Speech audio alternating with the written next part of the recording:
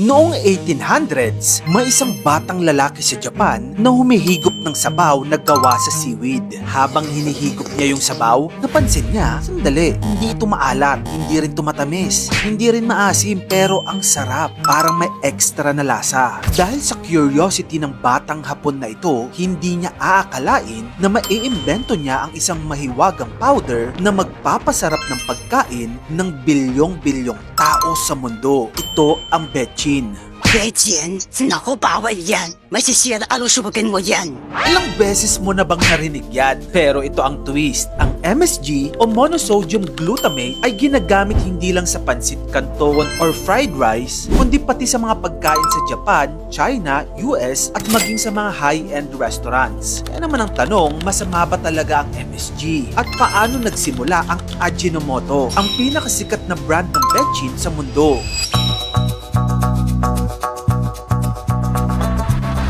Ang batang Hapon na tinutukoy ko sa kwento ko kanina ay si Kikone Ekeda. Napansin niya na may kakaibang sarap ang sabaw na may kombu, isang uri ng seaweed. Hindi siya kontento na masarap lang yon. Gusto niyang malaman ano ang kemikal sa likod ng sarap na ito. Sa kanyang research sa Tokyo Imperial University, na-isolate niya ang isang compound, glutamic acid. At dito niya ipinanganak ang konsepto ng umami, ang ikalamang basic taste na bukod sa sweet, sour, salty at bitter, merong umami. Ibig sabihin, savory, meaty, malinamnam. Noong 1909, kasamang negosyanteng si Saborosuke Suzuki II, inulunsad nila ang produktong tinawag na Ajinomoto. Ibig sabihin, essence of taste. At doon nagsimula ang global empire ng MSG.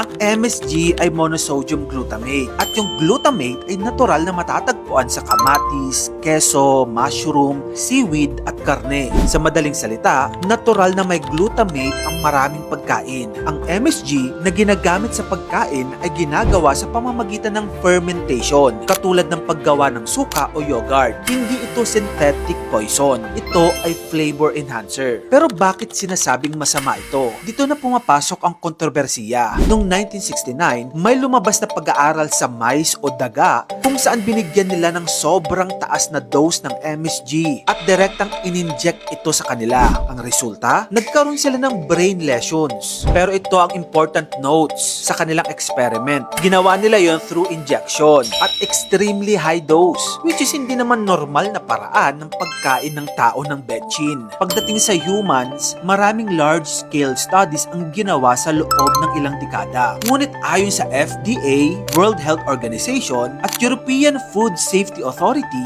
MSG is generally recognized as safe kapag kinukonsume ito sa normal na amount. In short, gaya ng lahat ng bagay, kapag sobra, makakasama talaga. Siyempre, kung lalaklak ka ng betchin, aba, good luck na lang sa bato mo, di ba? Eh ikaw, gumagamit ka pa rin ba ng betchin or Ajinomoto sa iyong mga pagkain ngayon? Tara, pag-usapan natin sa comment section. Huwag mo na rin akong kalimutang i-follow. Mag-subscribe ka na rin sa aking YouTube channel. Yun lang, maraming salamat sa panonood.